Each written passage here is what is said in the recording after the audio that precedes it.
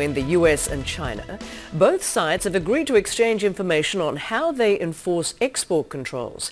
It comes on the second day of the US Commerce Secretary's visit to Beijing. She says it will help reduce misunderstandings of US national security policies.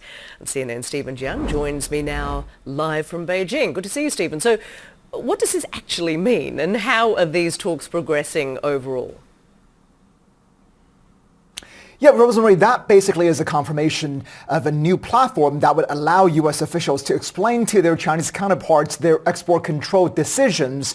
And the first meeting on this topic is actually taking place today at the Chinese Commerce Ministry, and it very much points to the contradictory nature of Raimondo's mission during her visit. Because on one hand, obviously, she's trying to stabilize this economic relationship, trying to promote U.S. business interests. But on the other hand, her agency, the Commerce Department, has been imposing a growing number of export controls targeting China, especially in advanced computing and semiconductors. And all of that, of course, greatly angering the Beijing leadership, including President Xi Jinping himself. So that's why Raimondo has been trying to tell Chinese officials that the export controls out of national security concerns account for only 1% of America's export to China. So there's still a lot of room for growth and for cooperation. But that kind of argument may not be very convincing to Chinese officials who simply don't believe there is much difference between de-risking, as American officials have been emphasizing, and decoupling. But of course, she's trying to focus on the positive. On Tuesday morning, she met up with the